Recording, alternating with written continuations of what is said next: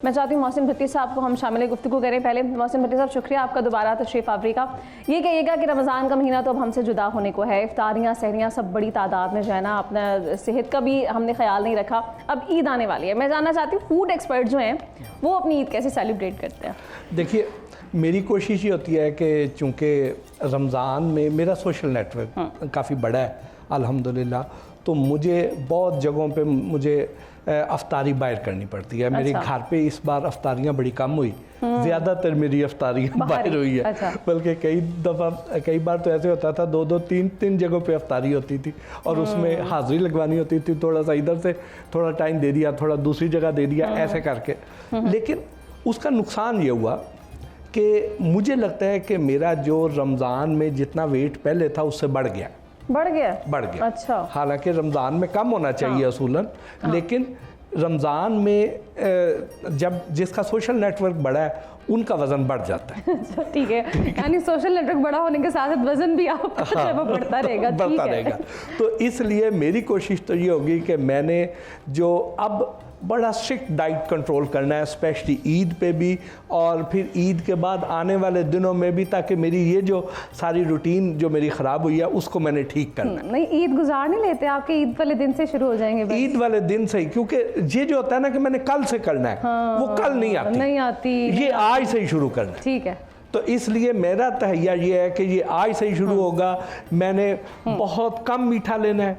अच्छा। और ऐसी चीज़ें लेनी है जिसमें चिकनाई कम होएगी, और शरबत से, ड्रिंक से, इनसे परहेज़ करनी है, और कोशिश करनी है कि गंदम से बनी हुई अशिया वो भी मैं मिनिमम लेवल पे ले जाऊं, और मैंने प्रोटीन डाइट पे आना है, मैंने ज़्यादातर इस पे जाना है। चलें, ठीक है, मेरे साथ शेयर कर लीजिएगा, मैं भी फिर आपको फॉलो कर दूँगी। मेरे नाज़रीन जो है वो भी आपका तो बड़ा ही नहीं, आप तो उसी तरह फ्रेश है जैसी पहली रमज़ान को थी, उसी तरह आपका वेट है। चलें, इंशाल्लाह हम कोशिश करेंगे कि हम तमाम लोगों को कोशिश ये करनी चाहिए कि रमज़ान में हमने एक इंटरमिटेंट फास्टिंग भी एक तरह से की होती है, क्योंकि रोज़े रखे होते हैं तो हमारा जो डाइट स्ट्रक्चर है ना वो पूरी तरह से एक तरह सेट हो चुका होता है। फिर ईद जब आती है तो हम उसको तबाह बर्बाद कर देते हैं। तो कोशिश करनी है कि रोज़ा जो हमें सिखा के जा रहे हैं हमारी सेहत के हवाले से, उसका भी बहुत ख्याल रखना है। नाज़रीन, मौजूद की तरफ बैठते हैं। अल्लामा साहब, फितराने के मसाइल, ईद के मसाइल की हमें बात करनी है।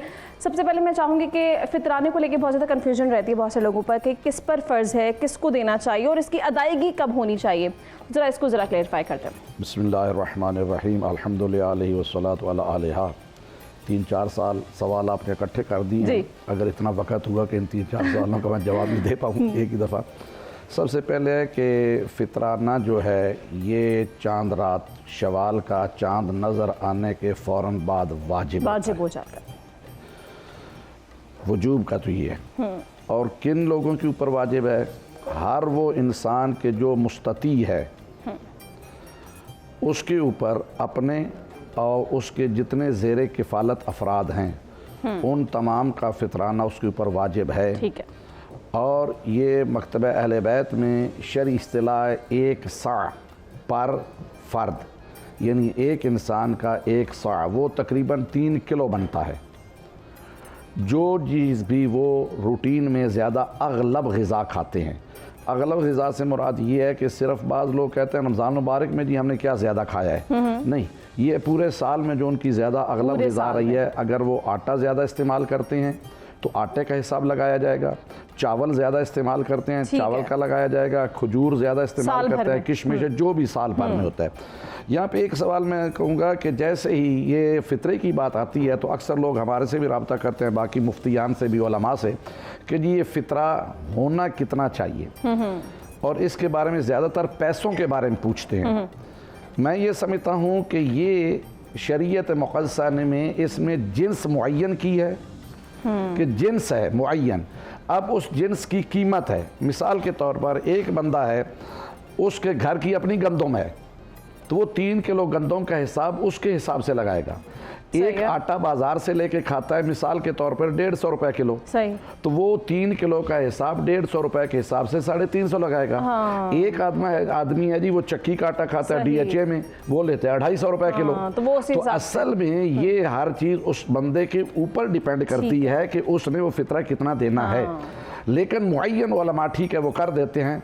तो इस वक्त भी जो है वो 3 किलो जो जिन्स होती है वो या उसकी कीमत लगाकर आप फितरे के तौर पर अदा कर सकते हैं। ठीक है, यानी जो हम जिस क्वालिटी का फूड ले रहे हैं उसी हिसाब से हमें जो फितराना अदा करना है। अच्छा डॉक्टर साहब ये कहिएगा कि कुछ लोग ये समझते हैं कि फितराना वैसे भी चांद रात में या ईद वाले दिन हमें अदा करना ही है, तो क्यों ना रमज़ान जब शुरू हुआ है उसके मिड में या आगाज़ रमज़ान से हम अदा कर दें, तो क्या ये हो सकता है? और फिर कुछ लोग आजकल प्रेफर करते हैं कि ऑनलाइन अदा कर दें, उसमें क्या है? इन्नल हम्दुलिल्लाह अम्मा बाद फ़ाऊज़ु बिल्लाहि मिनश शैतानिर बिस्मिल्लाहिर रहमानिर रहीम। अल्लाह तबारक व तआला ने रमज़ान की जो मौज़ूआत को गुफ्तगू की सूरतुल बकरा के अंदर, वहाँ पे एक आयत फरमाई वल्लाहु, अल्लाह ताला तुम्हारे लिए आसानी चाहता है, मुश्किल को नहीं चाहता। पहले समझना चाहिए कि सदका फ़ितर क्यों दिया जाता है। ये सदका फ़ितर रमज़ान के अंदर एक रोज़ेदार कोई गलती कर बैठे, कोई लुक बात कर बैठे, कोई बेहुदा काम कर बैठे, कोई गलती कर बैठे, बदअखलाकी कर बैठे, ये उसका कफ़ारा है, ताकि रोज़ों में कोई कमी कोताही रह गई तो अल्लाह तबारक व तआला हम पर मेहरबान हैं, उन्होंने सदका फ़ितर के तौर पर किया। अच्छा, अब हनफियों के नज़दीक सदका फ़ितर वाजिब है और ये वाजिब सुबह सादिक फर्स्ट शवाल सुबह सादिक के साथ हो जाता है, लेकिन इस्लाम आसानी का मज़हब है, इसलिए ये रमज़ान में भी दिया जा सकता है। अब इसकी मकदार मुख्तलिफ है, यानी कि अगर आप गंदम को रखेंगे तो इसकी 1.75 तकरीबन 2.25 किलो गंदम देनी पड़ेगी। अगर जौ हैं, खजूर हैं, किशमिश हैं तो इसकी मकदार 3 किलो हैं। तो वो दुनिया के लिहाज से जो इंसान जो साबित इस्तात है, अगर अल्लाह तबारक व तआला ने वसाइल दिए, ये हर बच्चे के लिए वो बच्चा जो फर्स्ट शवाल की सुबह सादिक को भी पैदा हो गया है उसको भी सदका फ़ितर, ये बाप की ज़िम्मेदारी है, जो घर का सरबराह है, अपनी अहलिया की तरफ से, अपने बच्चों की तरफ से देना उसकी ज़िम्मेदारी है। अच्छा भट्टी साहब ये कहिएगा, अब क्योंकि वक्त इफ्तार भी कुछ देर बाद नज़दीक होगा, आज तो इफ्तारी आप हमारे साथ करेंगे, लास्ट टाइम आप चले गए थे इंशाल्लाह। कोशिश करूँगा। अच्छा भट्टी साहब ये कहिएगा कि इफ्तार में आपने बताया था लास्ट टाइम जब आप आए थे कि आप सिर्फ खजूर और चंद ऐसी चीज़ों का इंतखाब करते हैं जो आपकी हेल्थ को भी नुकसान ना दे। अभी आप कुछ देर पहले बता रहे थे कि इस बार जो आपकी इफ्तारियाँ में ज़्यादा बाहर गुजरी हैं, तो जो बाहर इफ्तारियाँ की हैं ना आपने, उनमें आपने क्या क्या नोश फरमाया, ज़रा ये तो बताएं। मेरी उसमें कोशिश ये रही कि मैं सादा पानी पीऊँ उसमें, अच्छा, और शरबत से मैंने परहेज़ किया, ताकि मीठे से मैं बेसिकली बचना चाह रहा था। ये नहीं कि कोई शरबत के मैं कोई ख़िलाफ़ हूँ, मीठे से परहेज़ किया मैंने। उसके बाद अगर वहाँ पे दही फुल्की हैं तो मैंने उसकी कोशिश की है, और फिर मैंने कोशिश किया है कि मुझे अगर ग्रिल्ड को आइटम मिल गई हैं उधर, लाइक बारबेक्यू है या कोई इस तरह की चीज़ है, तो मैंने उसको किया, कोशिश किया है कि तली हुई चीज़ों से जितना बच सके। फिर देखने वाले नाज़रीन मुझे लगता है ये ना कहीं समझे कि जब आपने अपने पैसों से इफ्तारी करी है ना, तो आपने लो बजट में कर ली नहीं, उसमें बाहर इफ्तारियाँ की है तो फिर ज़्यादा कर लिए। अच्छा, अब उसमें ये होता है कि वहाँ पे घर पे मेरे पास चॉइस होती है कि मुझे कोई फोर्स नहीं कर रहा। अब मैं अगर किसी की तरफ अफ्तार पे गया, उन्होंने इतना तकल्लुफ़ कर रखा हुआ है और वो इतनी मोहब्बत से वो कहते हैं आपके लिए हमने स्पेशल बनवाया है, तो आप ये चखें तो सही, तो वो चखते चखते जो है ना वहाँ पे खराबी हो जाती है। ये मजबूरी मुझे भी कहेगा, मैं भी चाहूँगी ज़रा नाज़रीन को बताएं कि अब पूरा रमज़ान हमने फ्राइड आइटम्स का बहुत ज़्यादा इंटेक रखा है, फ्राइड आइटम्स बहुत ज़्यादा खाए हैं, मीठे शरबत बहुत ज़्यादा पिए हैं, और इस तरह की क्रीम चाट और सारी जो हाई कोलेस्ट्रॉल डाइट होती है वो लिया है। एज अ फूड एक्सपर्ट आप क्या रिकमेंड करते हैं कि अब आगे कल ईद शुरू हो जाएगी इंशाल्लाह, तो क्या रूटीन अपनानी चाहिए और हमें किस डाइट को जो है फॉलो करना चाहिए? बिल्कुल, ये बड़ा अच्छा और अहम सवाल है और ये हर एक के काम भी आएगा। उसमें ये है कि आप ये देखिए कि 3 चीज़ें हैं जो आपने अपनी ज़िंदगी से निकालनी है। पहली चीज़ गंदम के बारे में समझ लें कि जैसे कहते हैं ना कि ये इसकी वजह से आदम को जन्नत से निकाला गया था, तो मुझे लगता है कि ये जन्नत में वापस भी इसी नहीं पहुंचाना है, लेकिन जल्दी पहुंचा देना है। ठीक है, तो इसलिए इसका इस्तेमाल जितना कम हो सकता है, लेकिन ये उन लोगों के लिए जो अफोर्ड कर सकते हैं। जो अफोर्ड नहीं कर सकते हैं उनके लिए गंदम बहुत ज़रूरी है, वो खाएं। लेकिन अगर आपके पास इतनी इस्तात है कि आप गंदम से हट के दूसरी अशिया खा सकते हैं, तो फिर आप गंदम को अपनी ज़िंदगी में से मिनिमम लेवल पे ले जाएं, जितना कम कर सकते हैं। क्या खाएं वो जी, उसकी जगह पे आप सैलड खाएं, सही है, आप सूप पी लें, आप वो काले चनों की चाट ले लें, लाल लोबिये की चाट ले लें, ठीक, आप उसमें ग्रिल्ड चिकन ले लें, बीफ ले लें, मटन ले लें, फ़िश ले लें, ग्रिल्ड में जो चीज़ आपको मिलती है आप वो ले लें, ठीक। आप स्टीम्ड में चल जाएं। अच्छा, मेरा जो कुक है वो दालों का सूप बनाता है, मूली खटानी सूप, वो बहुत अच्छा सूप है, मैं वो कर लेता हूँ। तो ये कोशिश होती है कि आप उन आइटम्स की तरफ चले जाएं कि जिसमें चिकनाई भी मिनिमम है और जिसमें गंदम नहीं है प्रोटीन डाइट पे, तो एक तो इस पे चल जाए। चावल को अपनी ज़िंदगी से निकाल दें, चीनी को निकाल दें। फिर एक और आपको मैं अहम बात बताऊं, वो ये है कि हम लोग क्या करते हैं कि हम मीठे से परहेज़ कर रहे होते हैं। जो लोग डायबिटिक हैं वो कहते हैं कि हमने मीठा नहीं खाना, हाँ जी। ठीक, लेकिन उसके साथ वो नान खा रहे हैं, हाँ, तो वो कहते भी हैं कि अपने यार साथ नान में। तो फिक्का है, हाँ, ठीक, तो वो नान खा रहे हैं, रोटी खा रहे हैं। लेकिन आपको मैं बताऊं कि हमारे जिस्म में जो भी चीज़ हमने खानी है हाँ जी। वो जुज़्वे बदन शुगर की सूरत में होनी है। Exactly. चाहे हमने नमकीन चीज़ ही क्यों नहीं खा हाँ। ली, उसने शुगर बन के हमारे खून में शामिल होना है।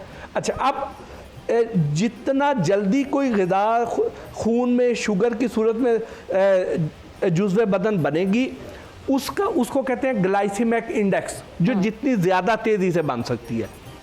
तो जो ग्लूकोज है उसका ग्लाइसेमिक इंडेक्स सबसे ज़्यादा है, वो फौरी तौर पे इधर आप लेते जाते हैं और इधर वो खून का हिस्सा बनता जाता है। तो इसलिए उसका जो मार्क रख दिया गया, बेंचमार्क, वो 100 रख दिया गया। ठीक है। अब 100 के नज़दीक जितनी खुराकें ग्लाइसेमिक इंडेक्स जितना 100 के करीब होंगी वो हमारी सेहत के लिए नुकसानदेह है, जितना 100 से दूर होंगी वो हमारी सेहत के लिए अच्छी हैं। अब मिसाल के तौर पे जो चीनी है, चीनी का ग्लाइसेमिक इंडेक्स है को 63 से 65। अच्छा, ठीक है।